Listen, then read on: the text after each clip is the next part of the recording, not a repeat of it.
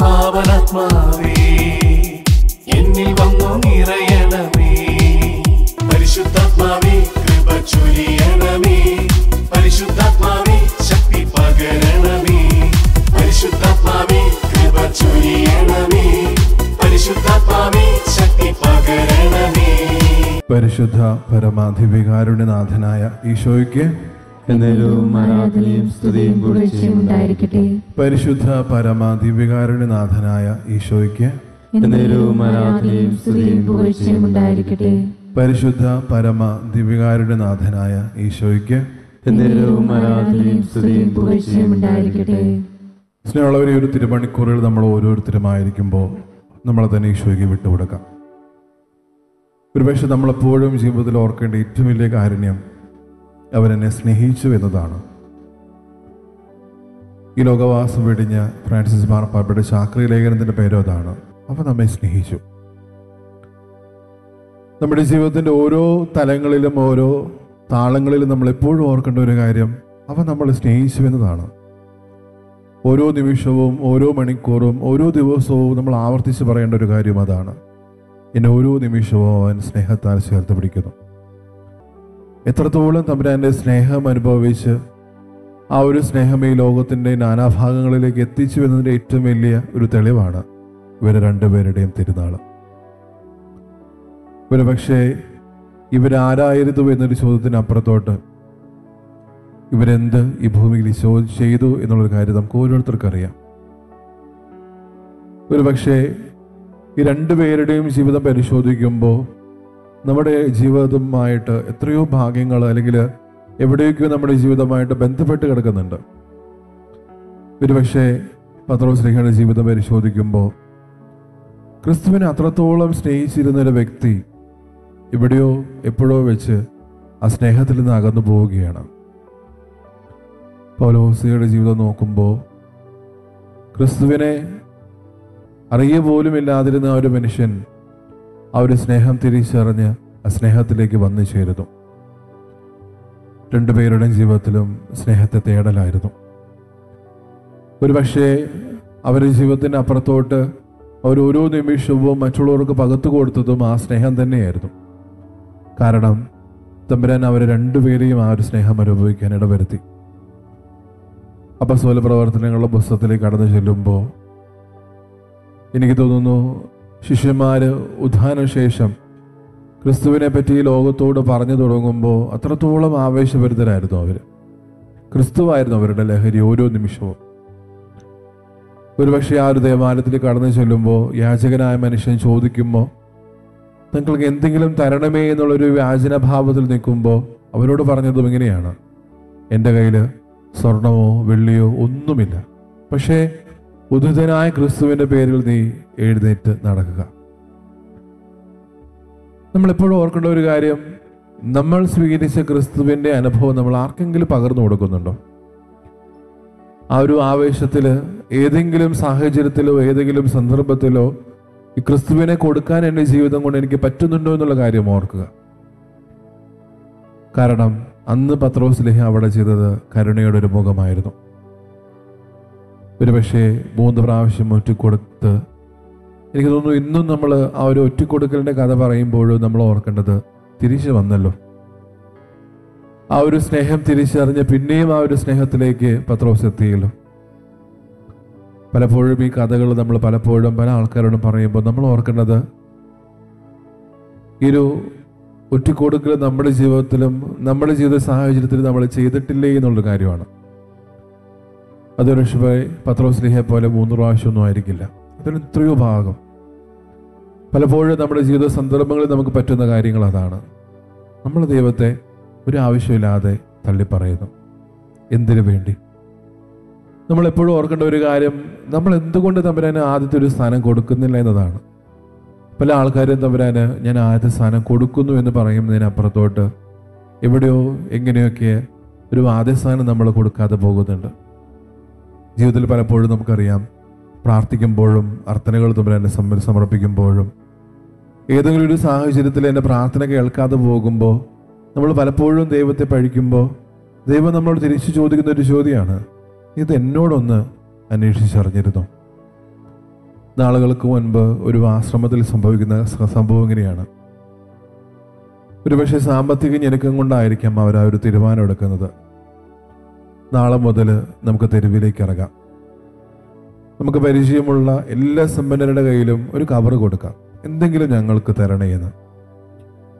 അങ്ങനെ ആ ഒരു ആശ്രമത്തിലുള്ള ഓരോ അംഗങ്ങളും തെരുവിലേക്ക് ഇറങ്ങുകയാണ്. തങ്ങളെ സഹായിക്കാൻ പറ്റുന്ന ഓരോ വ്യക്തികളുടെ അടുത്തേക്ക് ഇറങ്ങുകയാണ്. അങ്ങനെ ആ ഒരു കവറുകളെല്ലാം കൊടുത്ത് ഇത്ര ദിവസം കഴിഞ്ഞത് തിരിച്ചു ലഭിക്കണമെന്നുള്ള ഒരു ആഗ്രഹത്തോടു കൂടി അവർ പറഞ്ഞ് തിരിച്ചു പോകുന്ന കുറച്ച് ദിവസങ്ങൾക്ക് ശേഷം പിന്നെയും അവർ പോവുകയാണ് ഈ കവറുകൾ ശേഖരിക്കാൻ. അങ്ങനെ ഓരോ വ്യക്തികളുടെ കയ്യിലും ചെന്ന് ഈ പൈസയെല്ലാം മേടിച്ച് തിരിച്ച് വന്നു കഴിഞ്ഞ് അവരിയ്ക്കുമ്പോൾ ഒത്തിരിയേറെ പ്രതീക്ഷയോടുകൂടിയാണ് അവർ ആൾക്കാരേക്ക് മുമ്പിലായിരിക്കുക. അങ്ങനെ ഒരാശ്രമാധിപയും ഇവരുടെ കൂടെ വന്നിരിക്കുന്നു. കവറുകൾ ഓരോന്ന് പൊട്ടിക്കുന്നു. പല കവറുകളിലും ഒന്നുമില്ല. ഒരു പക്ഷേ അവർ പ്രതീക്ഷിക്കാത്ത കുറച്ച് വ്യക്തികൾ എന്തോ തന്നിട്ടുണ്ട്, അതിനപ്പുറത്തോട്ട് അവർ പ്രതീക്ഷിച്ച ഒന്നുമില്ല. ആ ഒരു സമയത്ത് ഈ ആശ്രമാധിപ അവിടെയുള്ള ഓരോ അംഗങ്ങളോടുമായിട്ട് പറയുന്നൊരു കാര്യമുണ്ട്. നമുക്ക് വേണ്ടത് നമ്മൾ തീരുമാനിച്ചു, നമുക്ക് വേണ്ടത് നമ്മളാൽ തന്നെ ചിന്തിച്ചു അല്ലെങ്കിൽ തീരുമാനിച്ചു. പക്ഷേ എത്രയോ ശക്തനായ അല്ലെങ്കിൽ എത്രയോ കാരണസ്രോതസ്സായ തമ്പുരാനോടൊത്ത് നമ്മൾ ഈ കാര്യങ്ങൾ സംസാരിച്ചില്ല അല്ലെങ്കിൽ തീരുമാനിച്ചില്ല. പലപ്പോഴും ജീവിതത്തിൽ സംഭവിക്കുന്ന ഏറ്റവും വലിയൊരു കാര്യം അതാണ്. നമ്മൾ പല കാര്യങ്ങളും പല സന്ദർഭങ്ങളിലും തമ്പുരാനോട് പറയാതെ പോകുന്നുണ്ട്. പക്ഷേ എന്തുകൊണ്ട് തമ്പുരാനോട് ആദ്യ സ്ഥാനം കൊടുത്ത് നമ്മൾ ജീവിച്ച് മുന്നേറിക്കൂടാ? ഒരുപക്ഷെ നമ്മൾ മാനുഷികമായിട്ടുള്ള ബലഹീനതകൾ കൊണ്ട് ഒരു ആശ്രയത്വം പലപ്പോഴും നമുക്ക് തമ്പുരാനെ വെക്കാതെ പോകാൻ പറ്റുന്നത് കൊണ്ടൊക്കെ ആയിരിക്കാം. ഓർക്കുക, നിന്നെയും എന്നെയും സ്നേഹിക്കുന്ന തമ്പുരാൻ ഇന്നും ആ സ്നേഹം തുടരുന്നു. ഒരുപക്ഷെ വിശുദ്ധ മദർ തെരേസ തന്നെ ജീവിതം കൊണ്ട് പറയുന്നൊരു കാര്യമുണ്ട്. കുരിശിലേക്ക് നോക്കുന്ന ഓരോ നിമിഷവും നമ്മൾക്ക് ലഭിക്കുന്ന ഒരു സന്ദേശം, അവൻ ആ കുരിശിൽ കിടന്നുകൊണ്ട് നമ്മൾ ഓരോരുത്തരെയും സ്നേഹിച്ചുവെന്നാണ്. പക്ഷേ ഓരോ പ്രാവശ്യവും തിരുവോസ്തിയിലേക്ക് നോക്കുമ്പോൾ ഇതാ ഈ നിമിഷവും അവനെന്നെ സ്നേഹിച്ചു കൊണ്ടിരിക്കുന്നു. വിലാപങ്ങളുടെ പുസ്തകത്തിൽ ഈ സ്നേഹം അസ്തമിക്കുന്നില്ല എന്ന് നമ്മൾ പറയുന്നുണ്ട്. അത് അനന്തമാണ്. അവിടുത്തെ കാരുണ്യം ഓരോ പ്രഭാതത്തിലും പുതിയതാണ് നമ്മളോട് ആവർത്തിക്കുമ്പോഴും, അവിടുത്തെ സ്നേഹം ഓരോ നിമിഷവും പുതിയതാണെന്ന് പറയുമ്പോഴും അത് അസ്തമിക്കാതെ എന്നും നമ്മുടെ ജീവിതത്തിലുണ്ട്.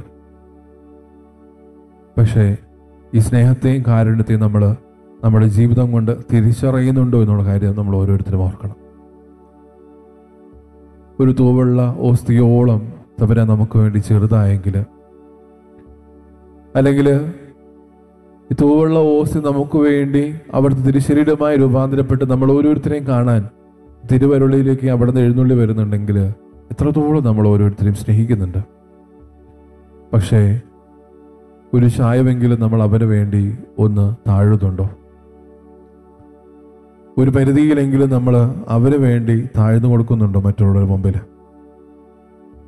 ഒരുപക്ഷെ പത്രോസും പൗലോസും ആരാണെന്നൊക്കെ നമ്മളോട് ചോദിക്കുമ്പോൾ, അല്ലെങ്കിൽ ഇവർ പരിചയമില്ലാത്ത ആരെങ്കിലും ചോദിക്കുമ്പോൾ നമുക്ക് പറഞ്ഞു കൊടുക്കാനും അല്ലെങ്കിൽ ചൂണ്ടിക്കാണിക്കാനുമുള്ളത് കത്തോലിക്ക തിരുസഭയാണ്.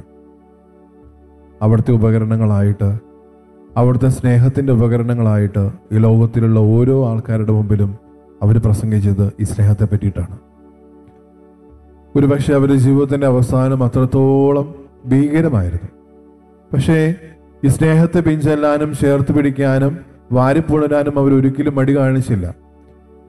ആ ഒരു സ്നേഹത്തിൻ്റെ പുറകെ പോകുന്നത് കൊണ്ട് എത്ര വലിയ സഹനം തങ്ങളുടെ ജീവിതത്തിൽ ഏറ്റുവാങ്ങേണ്ടി വന്നാലും ആ ഒരു സഹനത്തെ ഞങ്ങളുടെ ഓരോരുത്തരും ജീവിതത്തിൽ സ്വീകരിക്കാൻ തയ്യാറാണെന്നാണ് അവർ രണ്ടുപേരും പറഞ്ഞത്. കാരണം സ്നേഹം അറിയാത്ത ഒരാളും സ്നേഹം എന്തെന്ന് പറഞ്ഞ ഒരാളും നമ്മുടെ ജീവിതത്തിലും ഇതുപോലുള്ള അവസ്ഥകൾ പല സാഹചര്യങ്ങളിലുണ്ട്. ഒരുപക്ഷെ ആദ്യത്തേത് നമ്മളാണെങ്കിൽ രണ്ടാമത്തത് നമ്മുടെ ദൗത്യമാണ്. സ്നേഹം അറിയാതെ പോയ ആൾക്കാരെ ഈ സ്നേഹത്തിലേക്ക് തിരികെ കൊണ്ടുവരിക.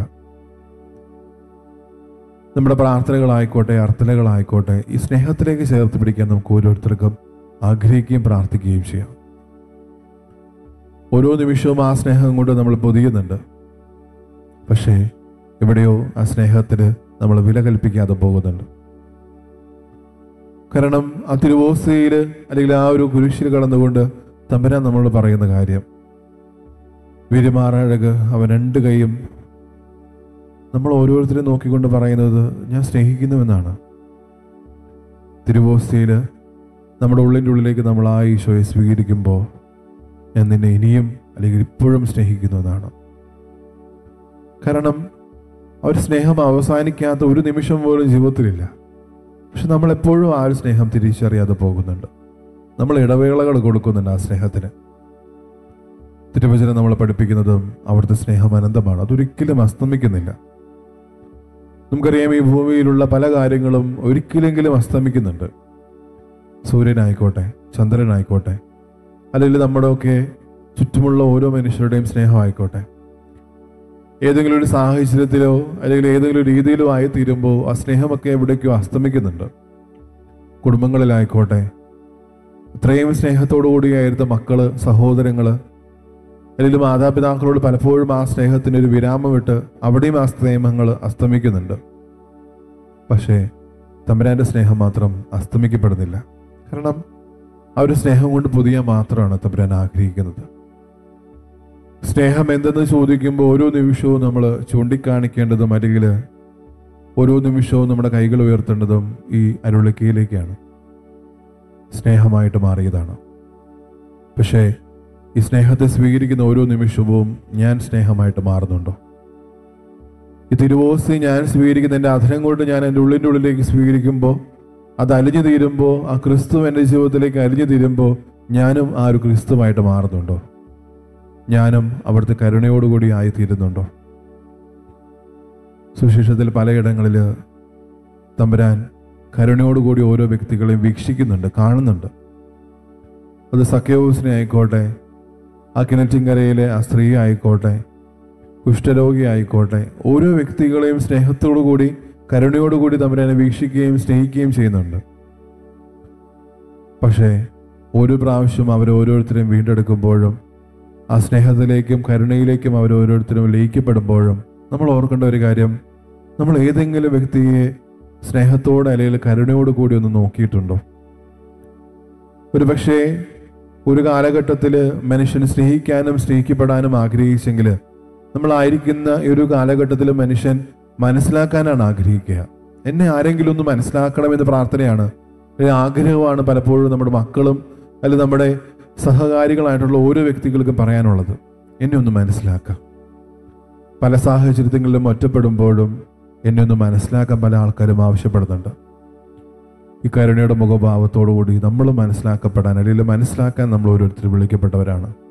സ്നേഹമുള്ളവരെ, ഒരു നിമിഷം നമ്മൾ ദിവ്യകാരുണ്യ നാഥൻ്റെ ആശീർവാദം സ്വീകരിക്കാൻ പോകുമ്പോൾ ആ കരുണയുടെ മുഖഭാവത്തോടുകൂടി നമ്മൾ ഓരോരുത്തരെയും നോക്കുന്നുണ്ടെങ്കിൽ, നമ്മുടെ ജീവിതത്തിലേക്ക് നമ്മൾ വീക്ഷിക്കുന്നുണ്ടെങ്കിൽ, നമ്മളായിരിക്കുന്ന ഓരോ ഇടങ്ങളിലേക്കും ആ കരുണ വർഷിക്കപ്പെടുന്നുണ്ടെങ്കിൽ നമ്മളും അതുപോലെ തന്നെ ചെയ്യാൻ വിളിക്കപ്പെട്ടവരാണ്. നീ പോയി അതുപോലെ തന്നെ ചെയ്യുക എന്ന് പറയുമ്പോൾ എൻ്റെ ജീവിതത്തിലും ഇതുപോലുള്ള കുറേ പാഠങ്ങൾ ഞാൻ മനഃപാഠമാക്കിയിട്ടുണ്ട്. സ്നേഹത്തിൻ്റെ, കാരുണ്യത്തിൻ്റെ, കൃപയുടെ. നമ്മുടെ വിശ്വാസ ജീവിതം ഓരോ നിമിഷവും നമ്മൾ ജീവിക്കുമ്പോഴും ആ വിശ്വാസത്തിന് അടിയുറച്ച് നമ്മൾ ഓരോ നിമിഷവും ഈശോയെ ഏറ്റു പറയുമ്പോഴും തമ്പുരാൻ നമ്മുടെ ജീവിതത്തിൽ കരുണ വർഷിക്കുന്നത് പോലെ തന്നെ നമ്മുടെ ജീവിതത്തിലും ആ കരുണയുടെ മുഖഭാവത്തോടുകൂടി ആയിരിക്കും നമുക്ക് ശ്രമിക്കാം. ഈശോയെ, കാരുണ്യത്തോടുകൂടി എൻ്റെ സഹോദരനെ, എൻ്റെ അയൽവക്കാരനെ ഞാൻ നോക്കാതെ പോയ നിമിഷങ്ങൾ ഓർത്ത് മാപ്പ് ചോദിക്കുന്നു. നിന്റെ ആശീർവാദം സ്വീകരിക്കാൻ ഒരുങ്ങുന്ന നിമിഷം ഈശോയെ, ആ കരുണയുടെ മുഖഭാവത്തോടുകൂടി ഞങ്ങളുമായി തീരാൻ ഇടവരുത്തണമേ, അനുഗ്രഹിക്കണമേ. താഴ്ന്ന സ്വരത്തിൽ ഈശോയെ സ്തുതിച്ചുകൊണ്ട് ദിവ്യകാരുണ്യ നാഥൻ്റെ ആശീർവാദം നമുക്ക് സ്വീകരിക്കാം. ഈശോയെ, ആരാധന, ആരാധന, സ്തുതി, മഹത്വം.